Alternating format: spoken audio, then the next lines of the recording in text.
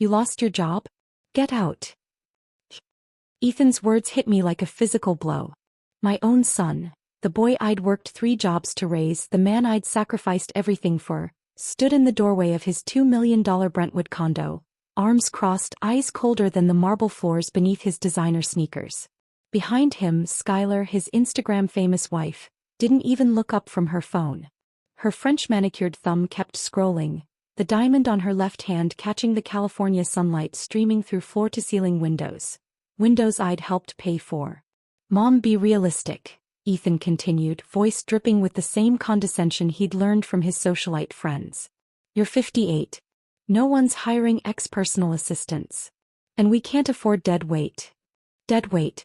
After 30 years of working double shifts to put him through Stanford. After selling my wedding ring to cover his emergency appendectomy. After quietly enduring Skylar's backhanded compliments about my quaint Walmart sweaters. I was dead weight. My hands shook as I zipped up the suitcase I'd barely unpacked from my last business trip for Catherine. The Uber app blinked. $14.20 to the nearest motel. My bank balance, $27.83. Then my phone buzzed. Unknown number. Ms. Carter, this is Wells Fargo Trust Services. Per the late Catherine Whitmore's instructions, $8.4 million has been deposited into your private account. Please call to discuss investment options. The hallway spun. Catherine, my boss, my mentor, the closest thing I'd had to family, had kept one final secret. No. Now the son who just threw me out had no idea the mother he discarded was worth millions. But revenge. Too easy. I wanted him to watch me rise and regret every word. The Uber's leather seat stuck to my thighs as we pulled away from the condo. I watched through the tinted window as Ethan's silhouette disappeared behind the smoked glass doors, the same doors I'd helped pick out last year when they moved in. Where to? The driver asked. I hesitated. The motel would drain my last $20. Then I heard Catherine's voice in my head, the way she'd always say, "Darling, never let them see you sweat. The Peninsula, Beverly Hills, please." The driver's eyebrows shot up. I saw his eyes flick to my worn suitcase in the rearview mirror. You sure about that, ma'am? I pulled out my phone and opened the banking app, my fingers trembling as I entered the login. The screen refreshed. Available balance, $8,427,193.18. Very sure, I said, my voice steadier than I felt. The lobby smelled like money, jasmine, and polished marble. A chandelier the size of my first apartment glittered above the reception desk. Welcome to the Peninsula. How may we assist you? The clerk's smile didn't reach her eyes as she took in my discount store blouse. I'd like your best suite. For a month. The words felt foreign in my mouth. That would be our presidential suite at $3,500 per night. We require. I slid my black Amex across the counter. The one Catherine had gotten me for business expenses, the one I'd never dared use for personal purchases. The clerk's demeanor shifted instantly. Of course, Ms. Carter. Eleanor Carter. For the first time in decades, I said my name like I owned it. The elevator ride to the 15th floor took 23 seconds. Just enough time for reality to sink in. The suite door opened to a sun-drenched living room larger than Ethan's entire first apartment. Floor-to-ceiling windows showcased the Hollywood Hills. A bottle of champagne sat chilling in a silver bucket with a note. Welcome home, Ms. Whitmore's most trusted. Catherine's final gift. I collapsed onto the $15,000 sofa and finally let the tears come. They weren't tears of sadness but of fury at Ethan, at Skylar, at myself for not seeing this coming. My phone buzzed. Ethan. I silenced it. Instead, I opened Instagram and created a new account at Golden Years Glow Up. My first post, a photo of the champagne flute against the sunset, captioned, "When life gives you lemons," by the whole damn orchard. The comments started pouring in within minutes. Is that the Peninsula? At Travel Addict, new life goals. At Retirement Dreams, Mrs. C? Is this real? Jake, Ethan's college roommate. I smiled for the first time in months. Let the rumor mill begin. The morning sun streamed through the floor-to-ceiling windows as I sipped my $25 green juice. My phone buzzed incessantly on the marble countertop, Ethan's 14th unanswered call this morning. I swiped it aside and scrolled through my now 5,000-follower Instagram instead. A knock at the suite door interrupted my browsing. Marcus Wellington, my new attorney, stood there looking every bit the shark-eyed hired tailored navy suit, sharp features, and a smile that said he lived for destroying people like Ethan. "Miss Carter," he greeted, setting a leather briefcase on the dining table. "I've reviewed your situation. You're going to love what I found." He spread out documents like a blackjack dealer. "First, the gift you gave Ethan for his down payment? Never reported to IRS. That's tax fraud." His finger tapped another page. "Second, their mortgage is 3 months behind. And third." A predatory grin spread across his face. "Skylar's influencer income? Let's just say the FTC would have questions about her #ad disclosures." I nearly choked on my juice. "How did you? Background checks are my love language." He slid a contract toward me. "Sign here and by tomorrow we'll own their mortgage debt through an LLC. They'll be paying rent to you." My pen hovered over the signature line. A year ago I would have balked at this. No. I signed with a flourish. Marcus's phone pinged. "Speaking of." He turned the screen toward me, a TMZ alert with Skylar's face. "Influencer Skylar Ray accused of faking brand deals." I burst out laughing. Karma worked fast these days. My own phone rang again. Ethan. This time I answered. "Mom. What the hell is going on?" His voice cracked with panic. "Skylar's sponsors are dropping her and the bank called about some problem with your mortgage?" I finished sweetly. "How unfortunate." Silence. "Then, you did this?" I watched a maid service clean the suite across from mine through the window. "You told me to be realistic, Ethan. So I am." I hung up. That evening, as I dressed for dinner at the hotel's rooftop restaurant, my phone exploded with notifications. A gossip site had picked up my Instagram post, speculating about my mysterious fortune. Comments poured in. "Queen giving her ungrateful son what he deserves. That's what happens when you mess with mama.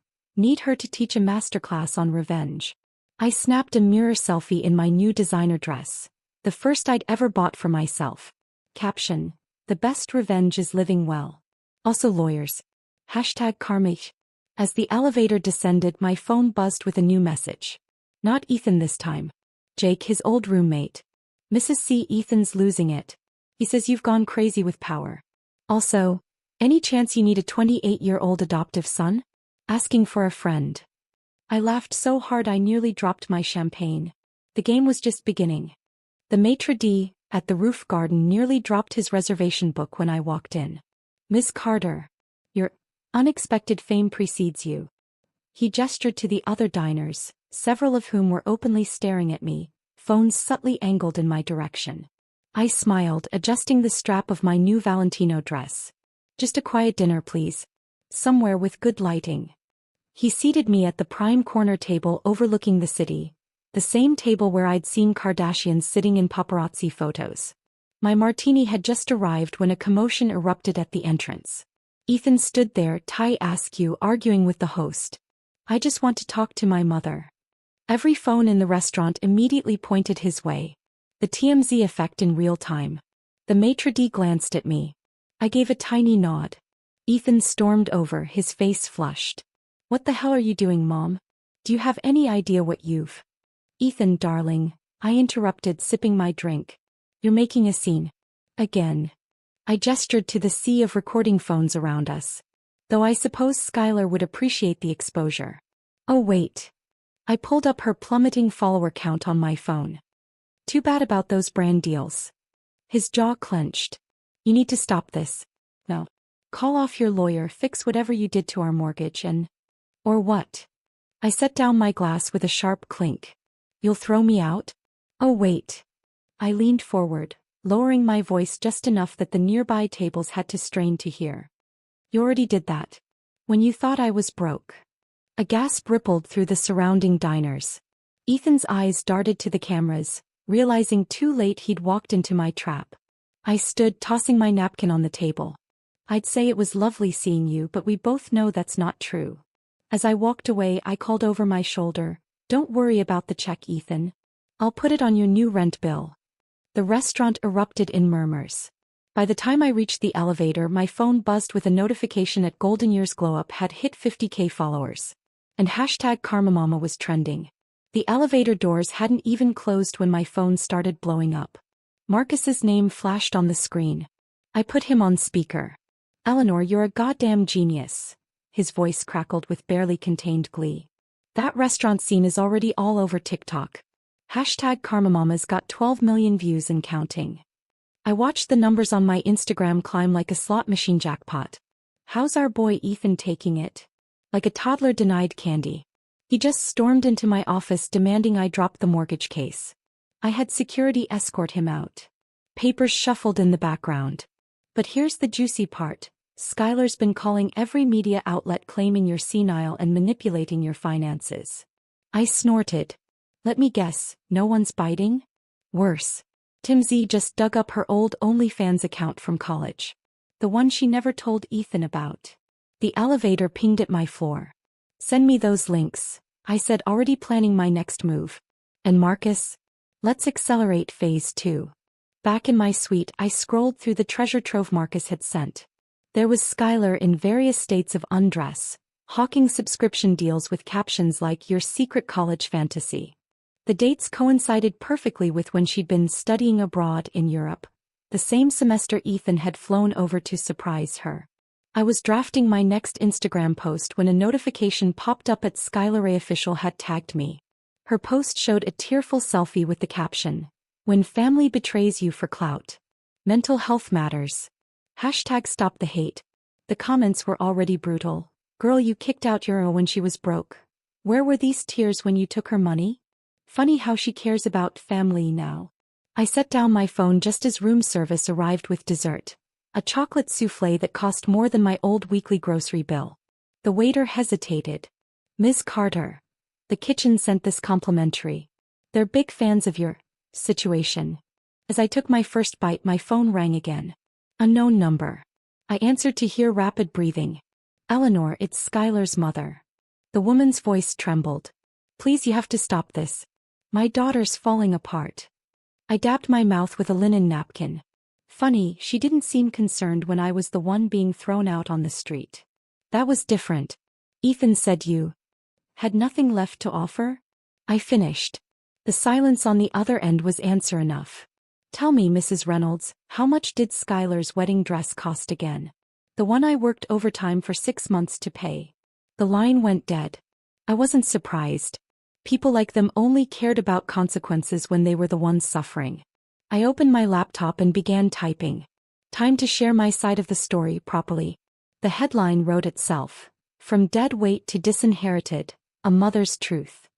I attached every bank statement, every thankless text from Ethan, even the security footage of him tossing my suitcase into their building's lobby. As I hit publish on Medium, a new email notification popped up. The subject line made me freeze. "Catherine's final letter, to be delivered when you needed it most." My fingers trembled as I clicked open the email from Catherine's estate attorney. The attachment was a scanned handwritten letter dated just 2 weeks before her passing. The familiar looping penmanship made my throat tighten. "My dearest Eleanor. If you're reading this, it means you've discovered my little surprise, and that you've likely reached your breaking point with that ungrateful son of yours." I nearly dropped my phone. Catherine had known everything. The letter continued. "I watched for years as you poured your soul into that boy who never appreciated you. Remember when you missed my gala because he needed a last-minute ride to Coachella? Or when you took out a second mortgage to pay his law school deposits, only for him to drop out after 1 semester? A hot tear splashed onto the screen. She'd kept track of every sacrifice, every slight I'd brushed off as just what mothers do. So here's my final lesson. Some people only learn when they lose everything. The condo, the cars, Skylar's influencer career. Consider them tuition for the education Ethan desperately needs. The last paragraph stole my breath. "P.S. Check your safe deposit box. There's something there from an old friend of mine who's been following your story with great interest." I immediately called Marcus. "We need to get into my box at Wells Fargo. Now." 2 hours later, we stood in the bank's private viewing room. The box contained a single unmarked envelope. Inside were 2 items. 1. A vintage photo of Catherine with a striking silver-haired man at some 1990s charity event, his arm draped possessively around her shoulders. 2. A business card with just a name and number. Victor Castellano. Call when ready. Marcus went pale. Holy shit.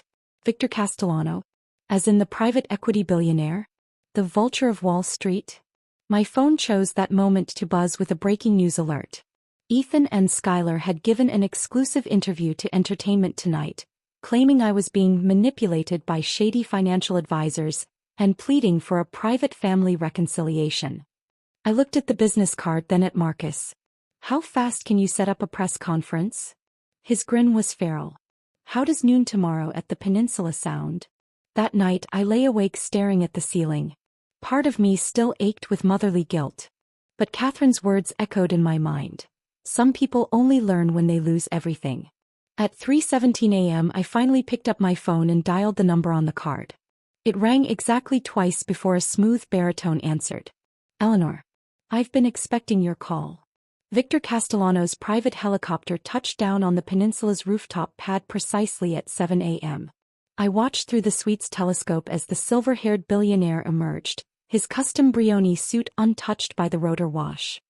He moved with the dangerous grace of a panther, exactly as he'd looked in that photo with Catherine 20 years ago. My phone buzzed with Marcus's text. He brought lawyers. Good ones. Play this smart. A knock at the door. Victor stood there holding 2 coffees from the shop where Catherine and I used to go every Sunday. Black 2 sugars, he said, handing me a cup. Just like she remembered. The casual intimacy of the gesture threw me off balance. You knew Catherine well. His smile didn't reach his ice-blue eyes. We were close. Before her marriage. After too, though discreetly. He strode past me into the suite. She wrote me about you often. Her brilliant, kind, exploited assistant. Victor set down his briefcase, an old-fashioned leather thing that probably cost more than my first house.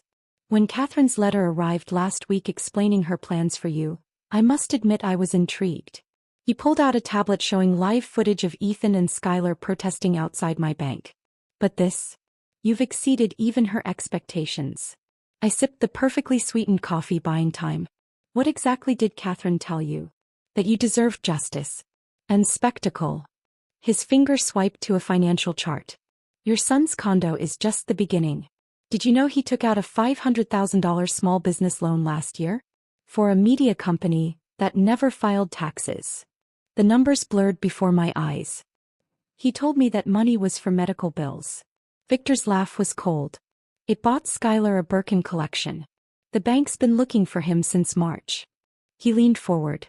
Here's what I propose. You give me control of your social media empire for 30 days. I'll handle the business while you focus on family reconciliation. Marcus stiffened beside me. I studied Victor's expressionless face. And what do you get out of this? The same thing Catherine did. He tapped the tablet, bringing up a live feed of my now 1.2 million Instagram followers.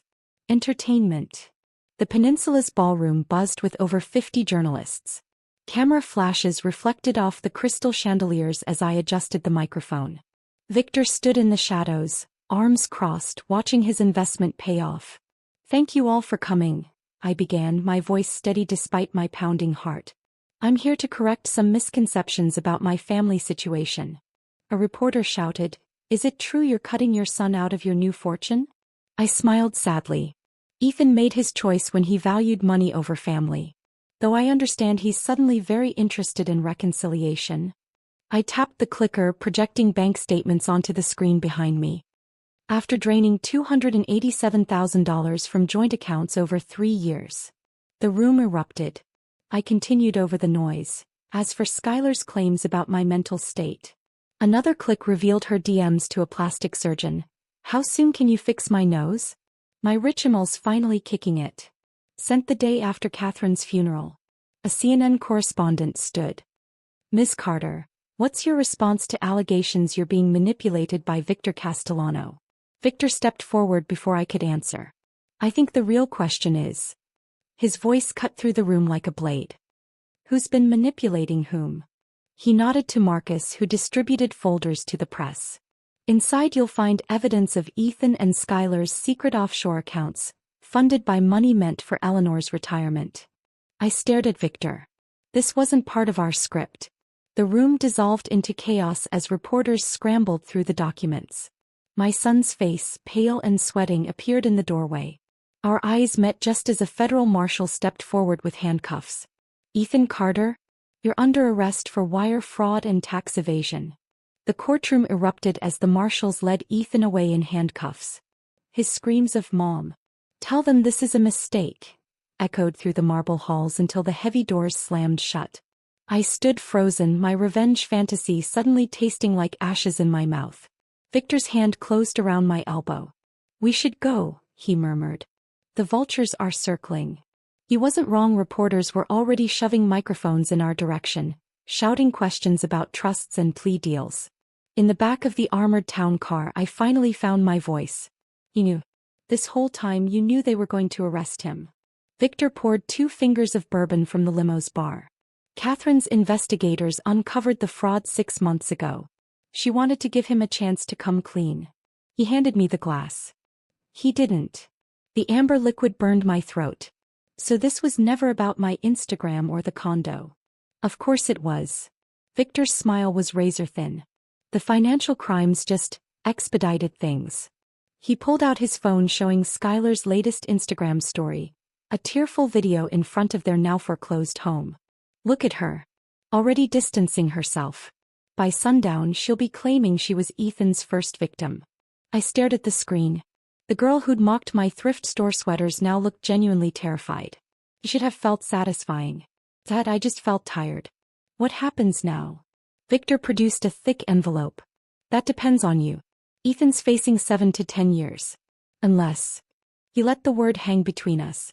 I opened the envelope to find a signed affidavit. Ethan would walk free. In exchange for every asset he and Skylar owned. And one more condition. Public apology? My voice cracked. "You want him to confess everything on Good Morning America?" Victor's eyes gleamed. Catherine believed in second chances. But she also believed in consequences. He leaned forward. "This way he learns. Without becoming another prison statistic." The car pulled up to my hotel. Through the tinted windows I saw paparazzi already camped out front. Victor handed me a pen. "Your move, Eleanor." I hesitated, the weight of the decision pressing down. This wasn't just about money anymore. It was about what kind of mother, what kind of woman, I wanted to be. The pen hovered over the signature line. The Good Morning America green room smelled of stale coffee and hairspray. I adjusted my earpiece while watching the monitor where Ethan sat stiffly under studio lights, his lawyer whispering urgently in his ear. The children below screamed, "Son's shocking confession, how I stole from my mother."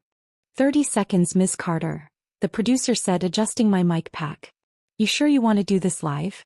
We could pre-tape." "I'm sure." My reflection in the monitor showed a woman I barely recognized, chin lifted, eyes sharp. The Eleanor from 2 months ago would have been sick with nerves. Today I felt nothing but cold resolve. The stage manager counted down. The familiar theme music played. Then Robin Roberts was introducing us. In a GMA exclusive, Eleanor Carter and the son who betrayed her. The camera swung to me. "Ethan," I began, my voice steady. "Before we discuss the affidavit you signed, I want to ask, when did I become disposable to you?" The studio audience gasped. Ethan's hands trembled on the desk. "It wasn't like that, Mom," Skylar said. "Ah yes, Skylar." I tapped my tablet, pulling up security footage from their condo building. The timestamp showed the day after Catherine's funeral. Ethan and Skylar laughing while packing my things into trash bags. His voice rang clear, finally free of the old baggage. The clip went viral before our segment even ended. During the commercial break, Ethan grabbed my arm. "How could you do this to me?" His breath reeked of mint and desperation. "I'm your son." I pried his fingers off one by one. "Funny, you only remember that when you need something." Back on air, Robin read the terms of his confession. Complete asset forfeiture, 3 years probation, and, most damning, 500 hours of community service. At a senior center. The internet exploded before we left the studio. #KarmaMama trended worldwide. Memes of Ethan's stunned face flooded Twitter. Someone created a free Skylar parody account. But the real surprise waited in my dressing room. Victor holding 2 glasses of champagne, and a manila envelope marked Catherine's final gift. Your son was just the opening act, he said, handing me the envelope. The main event begins now. Inside were photos of a much younger me, waitressing at a diner in 1989. And standing beside me in one shot, barely recognizable without his signature silver hair, Victor Castellano. The photograph trembled in my hands. The diner's neon sign, Mel's 24-hour grill, glowed behind our younger selves. Victor's hand rested on my shoulder in the faded image, his smile warm and unfamiliar. You don't remember. Victor's statement hung between us, not a question. He took the photo and traced the edge with his thumb. Summer of '89. You were saving for college. I was just another finance bro grabbing coffee before work. My stomach twisted. Catherine knew you from before me? Victor's laugh was bitter. She was my fiancée at the time. He pulled another photo from the envelope. Catherine in a wedding dress, Victor beside her in a tux. The date stamp, June 1990. Called it off 3 days before the ceremony when she found me with someone else. The pieces clicked together with terrible clarity. Me. That someone was me. The night came rushing back. The handsome regular who'd stayed until closing, the bottle of cheap wine shared in the empty diner, the motel room I'd snuck out of at dawn. I'd never known his last name. Victor's voice dropped. Catherine never told you because by the time she hired you she'd already recognized you. And she had other plans. The dressing room walls seemed to close in. All those years working side by side, her sudden generosity, even introducing me to her investment banker nephew who became Ethan's father. It had all been part of some elaborate revenge scheme. My phone buzzed with an emergency news alert. Skylar was live on Instagram, waving what looked like legal documents. I have proof Eleanor Carter planned this whole thing. She's been manipulating. Victor snatched the phone and shut it off. We need to move. Now. He pulled me toward the emergency exit just as pounding footsteps echoed down the hallway. As we burst into the alley, the reality hit me. Catherine hadn't been my savior. I'd been her pawn in a 30-year game of vengeance. And now somehow I'd become the player instead of the piece. The black town car peeled away from the studio just as paparazzi flooded the alley. Victor's driver wove through Manhattan with practiced ease while I stared at the damning photos spread across the leather seat. You're telling me, I said slowly, that Catherine spent 30 years orchestrating this? That she groomed me, set me up with her nephew, waited for my marriage to fail, all to get revenge on you through Ethan? Victor poured 2 fingers of whiskey from the car bar. Not just revenge. A test. He handed me the glass. She wanted to see which of us would break first. You from the betrayal, me from watching you destroy our son. The liquor burned my throat. Our son. The car hit a pothole making the photos shift. One I hadn't noticed before slid into view. A hospital bassinet with a tiny hand gripping an adult finger. The date stamp, Ethan's birthday. My vision tunneled. You're saying? Biologically. Victor finished. Yes. Catherine's nephew was sterile. She arranged everything. His jaw tightened. I didn't know until last year when she was dying. The city lights blurred outside the window. Every memory of Catherine, every kindness, every piece of career advice, now took on sinister undertones. She hadn't been mentoring me. She'd been programming me. My phone buzzed with Marcus's caller ID. I put it on speaker. You need to see this, he said tersely. A video link popped up. Skylar standing beside a gray-haired man I recognized as Richard Whitmore, Catherine's longtime attorney. Documents prove Eleanor Carter conspired to defraud her own son, Whitmore declared. Mrs. Castellano's reel will leaves everything to charity. What Eleanor received was part of an elaborate. Victor snatched the phone and ended the call.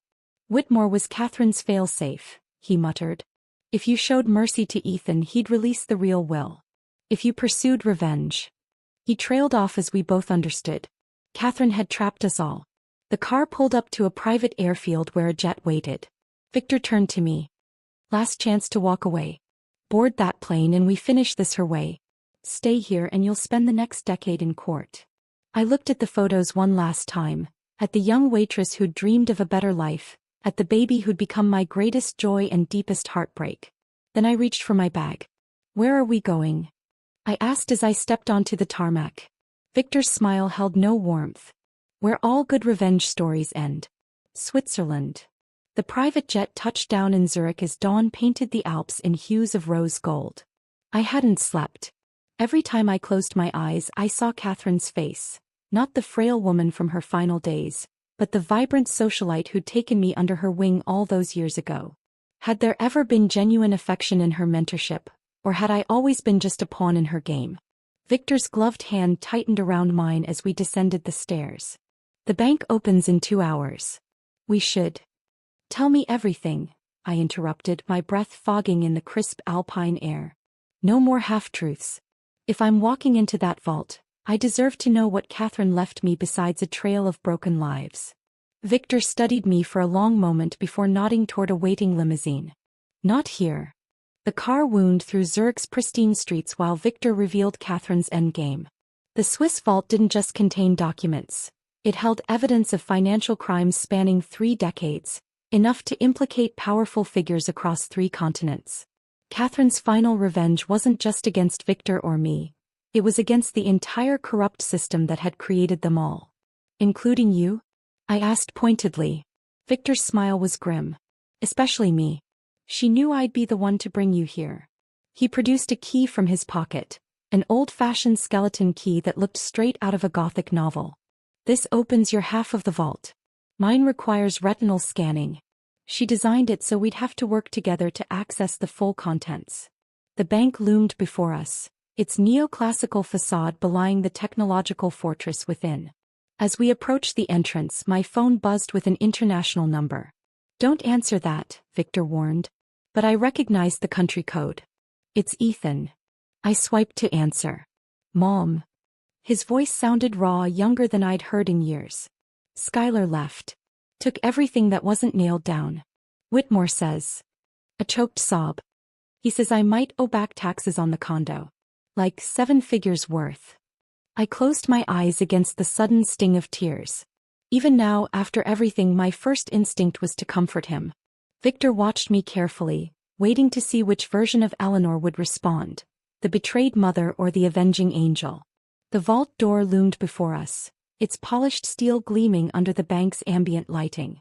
Somewhere behind that door lay the final pieces of Catherine's labyrinthine revenge. And perhaps, if I was very lucky, a way out of it. The private banker's polished Oxfords clicked against the marble floor as he led us deeper into the vault's secure corridor. Your dual authentication deposit box requires both physical key and biometric verification, he explained in crisp English. Mr. Castellano's retina scan first, then Mrs. Carter's key.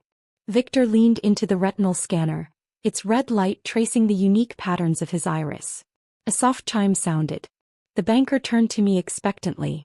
The skeleton key felt heavy in my hand. As I slid it into the lock, the mechanism emitted a series of precise clicks that echoed through the sterile chamber. The vault door hissed open, revealing a modest-sized safe deposit box containing 3 items. 1.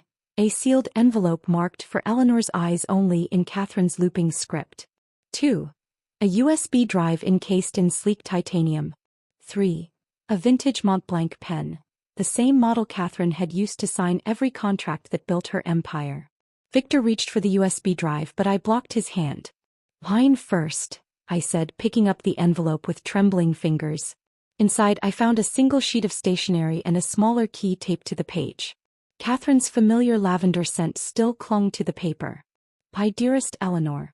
If you're reading this, you've followed the trail to its end. By now you know the ugly truth. I used you as cruelly as life used me. But this game was never about Victor or even Ethan. A cold droplet splashed onto the paper. I hadn't realized I was crying. It was about power, who wields it, who suffers from it, and who learns to transcend it. The USB contains enough evidence to destroy dozens of powerful men, including Victor should you choose. The key opens a second box here in Zurich containing $87 million. Clean money, yours free and clear. Victor was watching me intently. I angled the letter away and kept reading. The pen is my final lesson. Every empire begins with a single stroke. Yours starts today. Whatever you decide, vengeance or mercy, do it unapologetically. And Eleanor? For what it's worth. I'm sorry. The banker cleared his throat. There appears to be a secondary authentication. He pointed to a nearly invisible keyhole beneath the deposit box. Your key, madam? I looked at the small key taped to Catherine's letter, then at Victor's expectant face. In that moment I understood the true nature of Catherine's game, not a test of revenge but of discernment. She'd forced me to see the world as it really was, not as I wished it to be. My fingers closed around the Montblanc pen. Felt like holding a loaded weapon. The secondary keyhole gleamed under the vault's cold lighting. I held Catherine's final key between my fingers, acutely aware of Victor's gaze burning into me. Eleanor, he said quietly, whatever she told you. Silence. The word came out sharper than I intended. The banker discreetly excused himself, leaving us alone with Catherine's legacy. I inserted the small key into the hidden lock. A panel slid open, revealing a single sheet of paper. A notarized document transferring full control of Catherine's media empire to me, effective immediately. No conditions. No contingencies. Victor's breath hitched. She gave you everything. Not everything. I tapped the USB drive. This contains the rest. My fingers hovered over it, imagining the damage it could do. To Victor, to Ethan, to all the powerful players Catherine had spent decades documenting. Victor surprised me then. He stepped back, hands raised in surrender. It's your choice. But before you decide. He reached into his jacket and produced a folded photograph, recent judging by the silver streaks in his hair. It showed him standing outside Ethan's apartment building, watching from a distance as our son carried groceries inside alone. I've been keeping tabs on him since he was born. Catherine never knew. The raw pain in his eyes undid me. In that moment I saw not the ruthless billionaire, but a father who'd been forced to watch his child from afar. Just as I'd been forced to watch Ethan become a stranger. I made my decision. 2 hours later we stood on the tarmac of Zurich Airport. Victor held the USB drive containing enough evidence to topple empires. I clutched the documents that made me CEO of a media conglomerate. You're really going back to him? Victor asked as the jet engines whined to life. I thought of Ethan's broken voice on the phone. Of Skylar's betrayal. Of Catherine's apology. He's still my son. Victor nodded slowly. And the $87 million? A smile tugged at my lips. Let's just say I have plans for it. I boarded the plane before he could respond, the Montblanc pen heavy in my pocket. As we ascended through the clouds, I opened my laptop to a blank document. The cursor blinked expectantly. For the first time in months, I knew exactly what to write. My story wasn't about revenge anymore. It was about what came after. 1 year later. The scent of fresh ink filled my office as I signed the final paperwork for the Redemption Project. My new media platform dedicated to investigative journalism and second chances. The Montblanc pen glided smoothly across the page, just as Catherine had taught me all those years ago. A knock at the door interrupted my thoughts. Marcus stepped in, looking uncharacteristically hesitant. You have a visitor. Before I could ask who, Ethan appeared in the doorway. He looked different. Older, leaner, his designer clothes replaced by simple jeans and a worn-in sweater.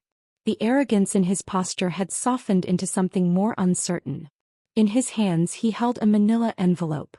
Mom, he said quietly. Can we talk? I gestured to the chair across from my desk. The last time we'd spoken it had been through lawyers. Now here he was, unannounced.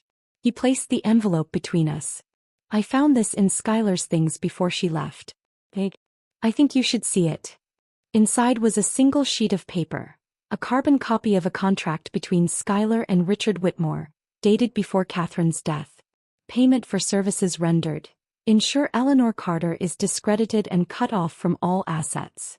My breath caught. Catherine hadn't orchestrated this. Skylar had been playing her own game from the start. Ethan's voice was rough. I didn't know. I swear I didn't know. I studied my son, really studied him, for the first time in years. The way his hands trembled slightly, the dark circles under his eyes. He'd lost everything just like I had. Neither did I admitted. Silence stretched between us. Then slowly I slid a business card across the desk. The logo of the Redemption Project gleaming in the afternoon light. We're launching a new series on financial predators, I said carefully. I could use a researcher. Someone who knows how they think. Ethan's eyes widened. You're offering me a job? I'm offering you a choice. He stared at the card for a long moment before taking it. When he looked up, his expression was raw with something I hadn't seen in years. Hope. Outside my office window, the sun dipped below the skyline, casting the city in gold. Somewhere Catherine was laughing. Not in triumph but in satisfaction. Her game was over. Mine was just beginning. The end. Don't forget to like, comment, and subscribe for more incredible content.